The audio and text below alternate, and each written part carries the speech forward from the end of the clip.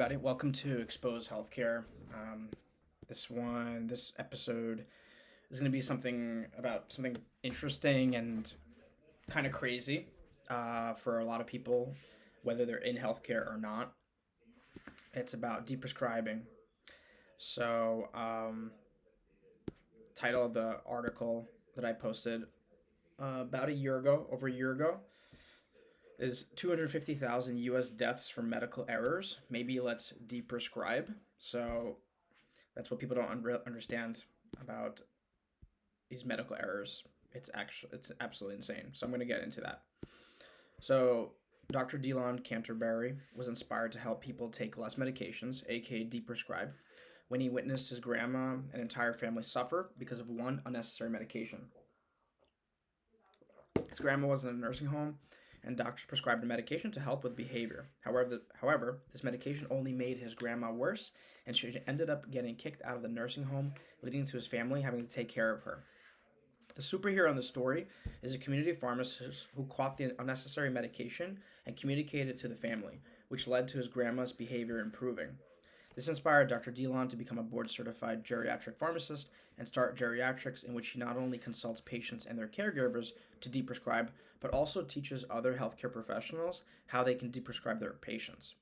When I sat down with Dr. DeLon, I asked him what was his personal record for the number of medications removed, and the answer shocked me. 28 medications were removed, with only 8 remaining over 2.5 months of consulting with the patient and the prescriber. 28. That's insane.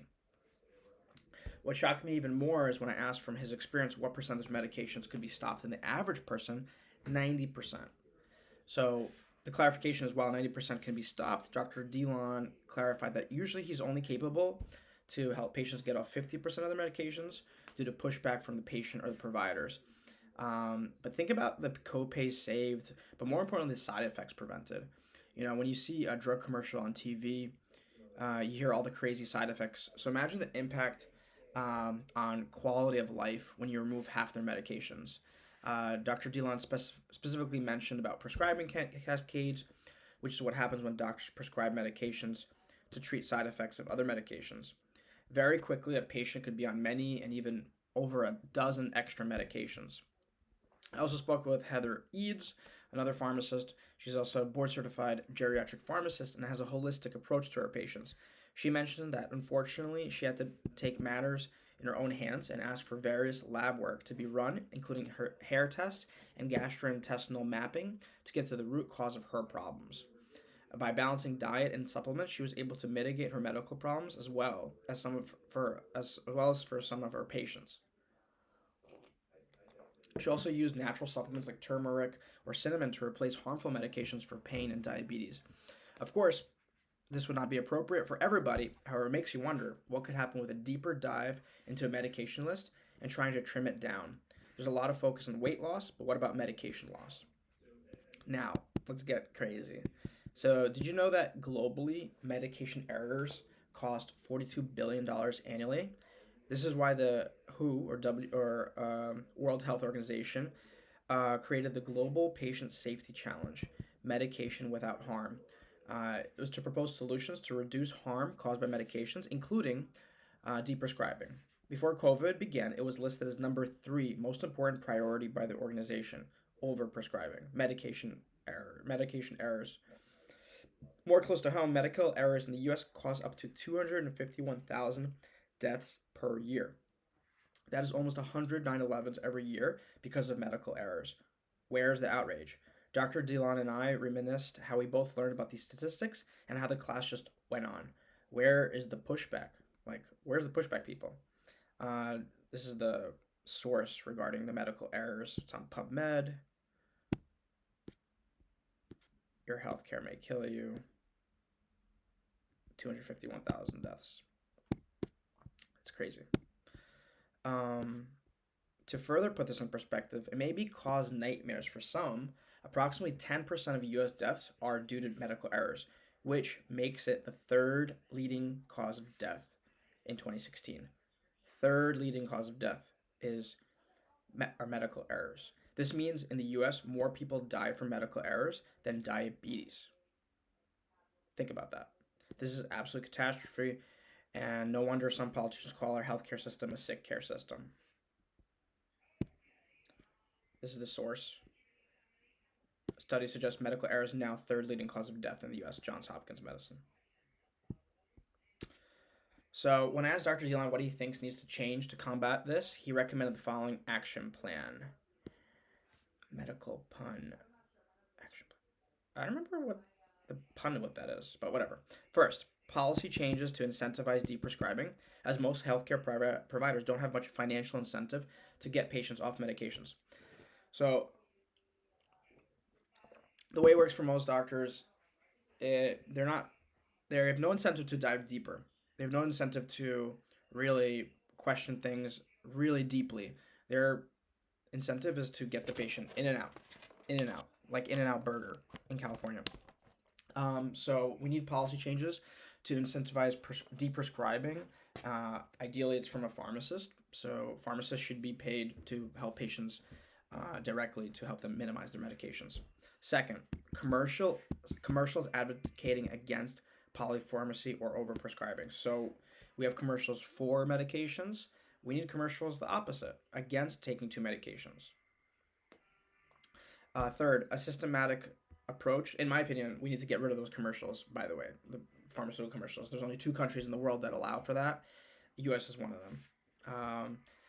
Third is a systematic approach to catching and mitigating prescribing cascades. He mentioned in medical school and pharmacy school, there's heavy focus on how to prescribe and how to escalate prescribing when patients' lab values aren't goal. However, doctors and pharmacists aren't taught how to remove medications.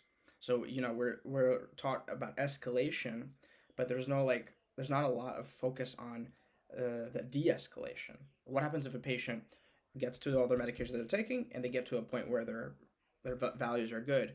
When do you start trimming the fat? That's a pun intended. There is a silver lining with our neighbors up north in Canada, with several organizations approaching deprescribing from different angles. The Canadian Medication Appropriateness and Deprescribing Network, deprescribing.org, and MedSafer are all trying to systematically, via evidence-based guidelines, to combat polypharmacy, and really save lives. This is the link for the Canadian Medication Appropriateness Deprescribing Network, which apparently doesn't work now. Interesting. Then this is deprescribing.org. It's nonprofit. And then finally, MedSafer, which is like really cool. It's like a tool for long-term care, but I guess in general for anybody helping patients to systematically remove medications. People are being hurt and dying from being prescribed too many medications, and unfortunately, there's very little incentive for anybody to do anything about it. So I spoke with Dr. Emily McDonald, who wears many hats, but one of which is the CEO of MedSafer. And she said most older adults are taking at least one medication that they no longer need or that might actually be causing them harm. I would specify more harm than good, because all medications have side effects that could cause harm. The question is, the pros outweigh the cons. She further said, we built MedSafer because we believed that a tool was needed to help deprescribe medications in a safe and effective way. Unfortunately, deprescribing isn't emphasized in the medical curriculum. We found that MedSafer is really helpful for doctors and pharmacists, and they find it useful to guide them through the complex process of deprescribing. MedSafer is an accessible solution that every older adult and their prescriber should have access to. In addition to saying it is safe and effective, they ran a study that was published in JAMA, which proved it as well. Okay, there we go. MedSafer study, electronic decision support for deprescribing in hospitalized older adults. Let's see. Conclusion.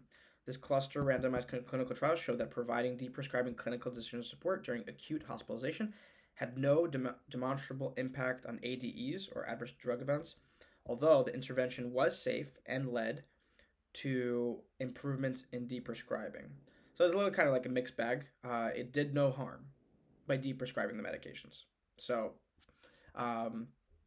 it didn't prove a decrease in side effects, but that's, some of these side effects could be very short term, could be long term. It could be causing a fall in a few months or a few years. It's not something that's like really acute side effect. It's more of a chronic side effect, like long term. I've been told that my articles have too much passion, and some would say bias. Yet I will say this to them: I'm not a drug package insert. Journalism isn't about being a robot and collecting data and spitting it out. I'm passionate about healthcare, or sick care in the US, because it affects all of us. How can we be happy if our baseline healthcare is not being taken care of? Imagine the US without police or firefighters to come save us when we need it most, without regard to price.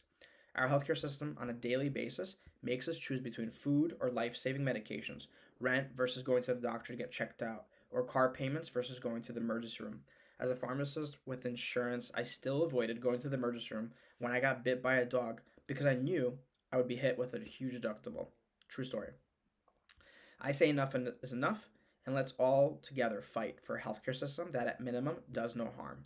Let's make Hippocrates proud. So I got some good feedback. Keep the pedal to the metal. Medsafer.org to the rescue, according to that CEO. Susan Baumgartz also says, I am well known for working hard to get people off their medications when possible. Thanks for posting. Good piece. Good job, Susan. So thank you. Would love to hear your feedback, comments below, and please subscribe. Bye now.